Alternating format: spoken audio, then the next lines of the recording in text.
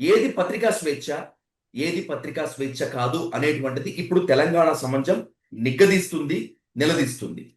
ఓ మంత్రికి, ఓ మహిళా ఐఏఎస్ అధికారికి నిజంగా అలాంటి వ్యక్తిగత వ్యవహారమే జరిగి ఉండుంటే ఆన్ రికార్డ్ గా రాయొచ్చా, రాయకూడదా అనేటువంటిది ఈ ప్రశ్న. ఈ నేపథ్యంలో కొన్ని ప్రధానమైన ఛానల్స్, కొన్ని YouTube channels versus Revanth Reddy సర్కార్ గా జరుగుతున్నటువంటి ఈ ఎపిసోడ్ పైన ఓవరాల్ గా మీ అనాలిసిస్ ఏంటి సార్? సరే, వార్తలకు ఏవో కొన్ని ఆధారాలు ఉంటేనే వార్తల్లాగా మన ముందుకు వస్తాయి. కొంతమంది కొద్ది ఎక్సెసివ్గా కూడా రాస్తారు కావచ్చు.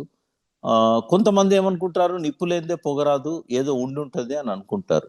ఆఫ్ ది రికార్డ్ అన్నప్పుడు దాని మీద పూర్తిగా విచారణ జరిగేదాకానైనా ఓర్చుకోవాలి. లేదా ఎవరో ఒకరు దాని మీద బయట పెట్టినప్పుడు సాక్ష్యాధారాలు సంపాదించుకున్న తర్వాతనైనా ఆ వార్తను ప్రసారం చేయాలి. కొన్నిసార్లు ఇట్లాంటి వార్తలు వచ్చినప్పుడు అది బాధ అనిపిస్తుంది. ఎందుకంటే వ్యక్తిత్వ హననం అనేది ఎవరి విషయంలోనూ మంచిది కాదు. ఎందుకంటే ఆ మహిళా ఐఏఎస్ ఆఫీసర్ కూడా ఒక కుటుంబం ఉంటుంది, భర్త ఉంటాడు, తండ్రి ఉంటాడు, పిల్లలు ఉంటారు. అట్లాగే మంత్రి గారికి కూడా ఇన్ని సంవత్సరాల నుంచి అతను నిర్మించుకున్న ఆయన వ్యక్తిత్వం ఉంటుంది. ఒకప్పుడు తెలంగాణ కోసం రాజీనామా చేసిన మంత్రి ఆయనే, కొడుకును కూడా పోగొట్టుకున్న బాధలో ఉన్న మంత్రి ఆయనే.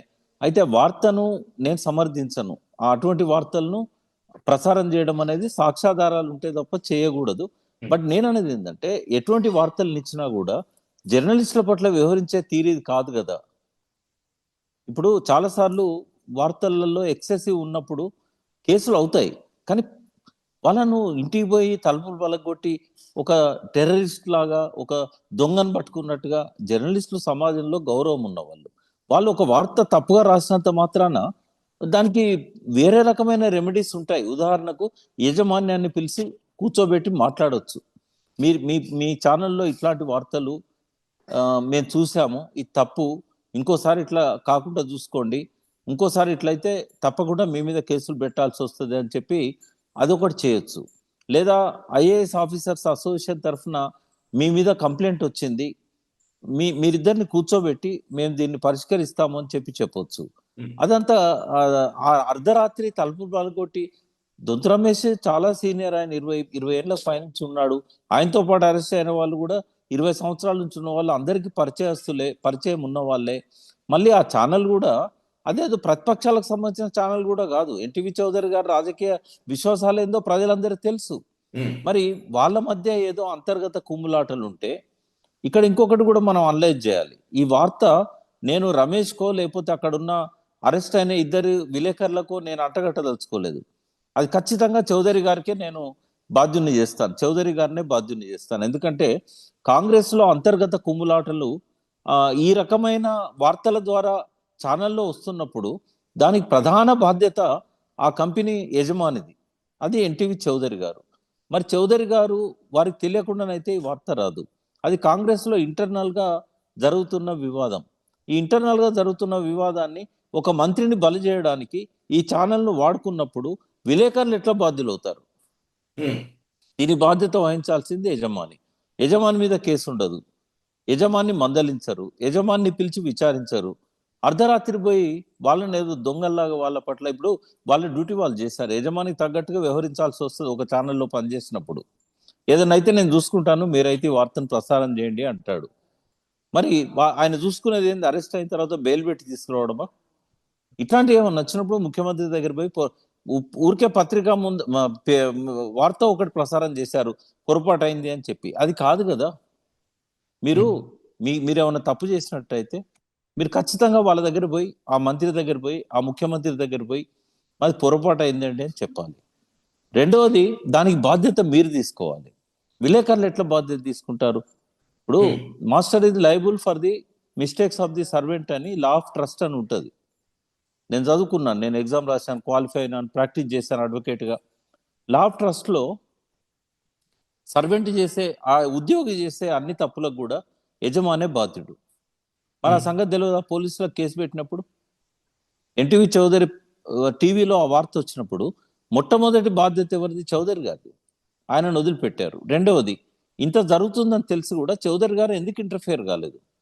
మీరు మోస్తున్నది కాంగ్రెస్ పల్లకే కదా, ఇవాళ కాదు కదా. మీ దానిలో ఎవరెవరు కాంగ్రెస్ నాయకులకు షేర్స్ ఉన్నాయో సమాజానికి తెలియదా? కానీ మీరు మౌనంగా ఉండి రాసిన విలేకరులను బాధ్యులను చేయడం, ఆ వార్త మాలాంటి వాళ్ళు ఆహ్వానించదగ్గది కాకపోయినా, ఆక్షేపించదగ్గదే అయినా కూడా ఉమ్, ఈ రకంగా జరుగుతున్నప్పుడు మీరు మౌనంగా ఉండడం అనేది మొదటి తప్పు. మీరు బాధ్యత తీసుకోవాల్సిన కాడ తీసుకోలేదు. దానికి బాధ్యత వహించాల్సింది చౌదరి గారు. రెండవది ప్రభుత్వం కూడా, అది జేఎస్ రంజన్ గారు కంప్లైంట్ ఇచ్చినా, కోమటిరెడ్డి వెంకటరెడ్డి గారు మీడియా ముందట బాధ వ్యక్తం చేసినా, ఒకవేళ ఆ మౌనంగా ఉన్న ఐఏఎస్ ఆఫీసరు ఎంత బాధపడ్డా కూడా కూర్చోబెట్టి మాట్లాడి ఇంకోసారి ఇటువంటి రాకుండా చేయాలి. అది కేవలం ఎన్టీవీ చౌదరితోనే కాదు, ఏ వార్తా ప్రసార సాధనాలు, అవి టీవీలు కావచ్చు, అవి పత్రికలు కావచ్చు, యూట్యూబ్ ఛానల్స్ కావచ్చు, ఒక్కసారి వారందరినీ పిలిచి మీరు ఒక లైన్, ఇది ఈ లైన్ దాటొద్దు, ఇలా వ్యక్తిగతంగా ఎవరి ప్రతిష్ట దిగజార్చే విధంగా మీరు వార్తలను ప్రసారం చేయకండి. ఒకవేళ చేయాలనుకున్నప్పుడు ఖచ్చితమైన సాక్ష్యాధారాలు ఉంటేనే చేయండి అని చెప్పి ముఖ్యమంత్రి చెప్పలేడా? పోనీ సమాచార శాఖ మంత్రి ఎవరు ఉన్నారో, ఇవాళ రెవెన్యూ మినిస్టర్ ఉన్నట్టున్నాడు, పొంగులేటి శ్రీనివాసరెడ్డి గారు చెప్పలేరా? డిఐపిఆర్ ఉన్నది ఎందుకు? ఉమ్, సమన్వయం చేయడానికే కదా. ప్రెస్ అకాడమీ ఉంది కదా, శ్రీనివాసరెడ్డి గారు ఉన్నారు కదా ప్రెస్ అకాడమీ చైర్మన్. ఇటువంటి వాళ్ళని కూర్చోబెట్టి సమన్వయం చేసి ఒక డైరెక్షన్ ఇవ్వచ్చు కదా. ఇప్పుడు యూట్యూబ్ వాటికి సెన్సార్ లేదనుకోండి, మరి చెప్పాలి కదా, ఇగో ఈ లిమిటేషన్స్ వల్ల మీరు ఉండాలి అని. గతంలో కూడా చూసాం మనం. నేను విజయ్ గారు ఏ ప్రభుత్వాన్ని నేను డిఫెండ్ చేయట్లేదు. ఉమ్, గతంలో బీఆర్ఎస్ ప్రభుత్వ హయాంలో కూడా జర్నలిస్టుల మీద ఇట్లాంటివి అక్కడక్కడ జరిగినాయి, ఇప్పుడు కూడా జరుగుతున్నాయి. ఇది ఎవరికీ మంచిది కాదు.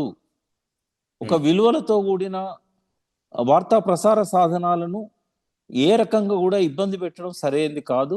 వాళ్ళకి కావాలంటే కొన్ని లిమిటేషన్స్ పెట్టండి, హద్దు మీరిన వాళ్ళని డెఫినెట్గా మీరు కేసులు పెట్టండి, కానీ అరెస్ట్ చేసే పద్ధతి కూడా ఇది కాదు. వాళ్ళకు నోటీస్ ఇవ్వచ్చు. వాళ్ళు ఇక్కడ దొంగల, వాళ్ళు ఏమన్నా సార్, ఈ అరెస్టులు బాధిత తప్పించుకొని జర్నలిస్టుల తిరుగుతున్నారు? పైన పెట్టినటువంటి కేసులు, ఆ సెక్షన్స్ మొత్తం అంతా కూడా బెయిలబుల్ సెక్షన్సే. And that is. విక్టిమ్ గా ఉన్నటువంటి వాళ్ళు ఎవరు కూడా స్టేట్మెంట్ ఇవ్వలేదు, కంప్లైంట్ ఇవ్వలేదు. అయినప్పటికీ కూడా ఈ గ్రౌండ్స్ లోనే మ్యాజిస్ట్రేట్ రిమాండ్ తిరస్కరించారు. సార్, వీటన్నిటిని ఎస్. ఓవరాల్ గా కనుక చూసుకున్నట్లయితే ఏం సాధించదలుచుకుంది కాంగ్రెస్ గవర్నమెంట్, ఎస్పెషల్లీ రేవంత్ రెడ్డి సర్కార్ ఏం చెప్పాలనుకుంది పత్రికా లోకానికి కానీ, ఈ తెలుగు సమాజానికి కానీ, మీడియా ముఖంగా రాజకీయ వర్గాలకి, what he want to convey? ఒక భయానకమైన వాతావరణాన్ని జర్నలిస్టుల మనస్సులలో, మీడియా సంస్థల అధినేతల మనస్సులలో నింపాలనుకుంటున్నది రేవంత్ రెడ్డి ప్రభుత్వం. ఇట్లా ఇట్లా అరెస్ట్ చేసినట్టయితే ఇక ముందు ఎవరు సాహసించరు. ఒకవేళ ఏమన్నా నిజమైన ఆధారాలు ఉన్నా కూడా, ఈ ఆధారాలు ఉన్నా వాళ్ళు ప్రసారం చేయకూడదు. వాస్తవంగా ఏంటంటే చాలా స్కాములు జరుగుతున్నాయి ఇవాళ. ప్రభుత్వంలో చూసినట్టయితే అనేక స్కామ్స్ ఉన్నాయి. ఇంకా మనము వాటిని ఎవరు కూడా ఆ బయట తీసే ప్రయత్నం కూడా చేయట్లేదు. కానీ మా మీద ఎవరైనా కూడా ఏ రకమైన వార్తలను ప్రసారం చేసినా కూడా మేము దీన్ని టాలరేట్ చేయము, అర్ధరాత్రి కూడా ఇంట్లో నుంచి బెడ్రూమ్లలోకి వెళ్ళి అరెస్ట్ చేస్తామనే ఒక థ్రెటనింగ్ అనేది ఈ చర్య వెనుక కనబడుతున్నది విజయ్ గారు. కానీ జర్నలిస్ట్ సమాజం అంతా ఒక్కటిగా ఉండాలి.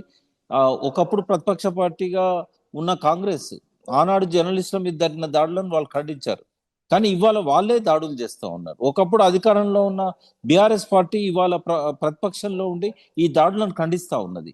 నేను అనేది, ఎవరు అధికారంలో ఉన్నా ఎవరు ప్రతిపక్షంలో ఉన్నా జర్నలిస్టుల విషయంలో మాత్రం పరిహాసం మంచిది కాదు. ఈ పరాచకాలు ఆడడం అనేది వాళ్ళకే ముప్పు. ఇది సరైన పద్ధతి కాదు అని చెప్పి నేను రేవంత్ రెడ్డి సర్కార్ గుర్తు చేయదలుచుకున్నా. ఇవాళ ప్రతిపక్షాలుగా ఉన్న వాళ్ళు రేపు అధికారంలోకి వచ్చిన తర్వాత కూడా ఈ మాటలకు కట్టుబడి ఉండాలి. మీరు కూడా జర్నలిస్టుల మీద అర్ధరాత్రి అరెస్టులు చేయడం, ఎక్కడ దొరికితే అక్కడ పట్టుకొని పోవడము. ఎందుకంటే ఒక గౌరవప్రదమైన వృత్తిలో ఉన్న వాళ్ళు, ఫోర్త్ ఎస్టేట్ అని చెప్పి సమాజం గౌరవించే వాళ్ళు, ఇవాళ రాజ్యాంగబద్ధంగా పాలనలో ఏవైనా లోపాలుంటే ప్రజల ముందు పెట్టేవాళ్ళు, ప్రజలకు ఇవాళ రక్షకులుగా ఉన్న వాళ్ళు, అలాంటి వాళ్ళ పట్ల ఇంత హీనమైన పద్ధతిలో వ్యవహరించకూడదు. నిజంగానే తప్పు చేసే వాళ్ళు లేరా అంటే ఉంటారు జర్నలిస్టులు, ఎక్సైజ్ చేసే వాళ్ళు ఉంటారు, వాళ్ళకు నోటీసులు ఇవ్వాలి, గౌరవప్రదంగా పోలీస్ స్టేషన్ పిలవాలి. బెయిలబుల్ అఫెన్స్ అయితే ఎస్ఐఏ బెయిల్ ఇవ్వాలి. స్టేషన్ హౌస్ ఆఫీసర్ ఇక్కడ సిటీలో సర్కిల్ ఇన్స్పెక్టర్ ఉంటాడు, బెయిల్ ఇవ్వాలి. బెయిల్ ఇచ్చిన తర్వాత కోర్టులో విచారణ చేయాలి. దాన్ని ఎవరు వద్దన్నారు కదా.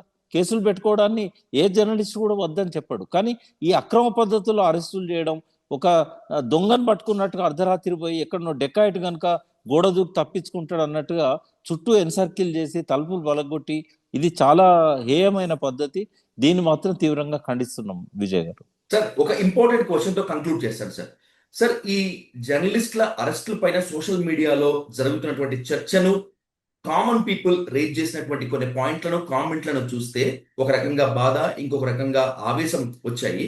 సార్ ఆ రెండింటిని కలిపి కనుక మీ ముందు పెడితే, జర్నలిస్టులకు ఈ శాస్తి జరగాల్సిందే అని చెప్పి మెజారిటీ వర్గం వాదిస్తూ ఉంటే, మరికొంతమంది మాత్రమే జర్నలిస్టులకి మద్దతుగా వచ్చారు. ఈ పాపం ఎవరిది సార్? ఎవరు నిలబెట్టాలి బోన్లో? అంటే ఇక్కడ నేను ఒకటే చెప్తున్నాను విజయ్ గారు, నేను మాట్లాడిన దానిలో ఇవన్నిటికి ఆన్సర్స్ కూడా వచ్చాయి. సార్ జర్నలిస్ట్ నిజంగానే తప్పు చేశాడు అనుకుందాం, ఉమ్, దానికి బాధ్యత ఎవరిది? ఆ యజమానిది అవుతుంది. ఆ యజమానిని వదిలిపెట్టి జర్నలిస్టులను పట్టుకోవడం అనేది ఫస్ట్ తప్పు. రెండవది, శాస్తి జరగాల్సిందే అని చెప్పి ఎవరైతే కామెంట్స్ చేస్తున్నారో వాళ్ళకి సమాచార లోపం ఉండొచ్చు, వాస్తవాలు తెలియకపోవచ్చు, లేదా ఇంకొక పార్టీకి సంబంధించిన వాళ్ళు అయి ఉండొచ్చు, వాళ్ళ వ్యక్తిగత ఈగోల వల్ల వాళ్ళ ఆ రకమైన కామెంట్ చేయొచ్చు. వాటిని మనం పట్టించుకోవాల్సిన అవసరం లేదు. ఇక్కడ పట్టించుకోవాల్సింది ఏంటంటే, ఒక జర్నలిస్ట్ అనేవాడు గుండా కాదు, రౌడీ కాదు, హంతకుడు కాదు, తప్పించుకొని తిరిగే వ్యక్తి కాదు. తెల్లారి పొద్దున వచ్చి మళ్ళీ సంతకం పెట్టి ఉద్యోగంలో ఉంటాడు. అటువంటి వ్యక్తులకు బెయిలబుల్ అఫెన్స్ల తలుపులు బద్దలు కొట్టి తీసుకుపోతుంటే, ఆయనకి ఎవరైనా శత్రువులు ఉన్నా కూడా ఆ అరెస్టును ఖండించాల్సిందే. ఇప్పుడు వ్యక్తిగతంగా నాకు రమేష్ గారికి పడదనుకోండి, ఉమ్, ఆయనకి ఈ శాస్తి జరగాల్సిందే అని కామెంట్ నేను ఎట్లా పెట్టగలుగుతా? ఇది అలా రమేష్ గారు జరిగింది, రేపు విజయ్కి జరుగుతుంది, ఇంకో రోజు ఇంకొకరికి జరుగుతుంది. కాబట్టి అది ఇమ్మెచ్యూర్డ్ స్టేట్మెంట్. ఆ కామెంట్స్ని ఎప్పుడు పట్టించుకోవాల్సిన అవసరం లేదు. బట్ ఇక్కడ మాత్రం పోలీసులు, ప్రభుత్వము హద్దు దాటింది. జర్నలిస్టులు ఒకవేళ హద్దు దాటితే, మీరు పెట్టిన కేసులు ఉన్నాయి, వాళ్ళకి బెయిలబుల్ అఫెన్స్ కాబట్టి పోలీస్ స్టేషన్లో వాళ్ళకి బెయిల్ ఇవ్వచ్చు. అది ఇవ్వకుండా ఈ రకంగా జర్నలిస్టుల పట్ల వ్యవహరించడం మాత్రం సభ్య సమాజంలో ప్రతి ఒక్కరు కూడా దాన్ని ఖండించాల్సిందే. Sir thank you so much Prakash garu. Thanks for joining the debate. Thank you much more sir. Thank you.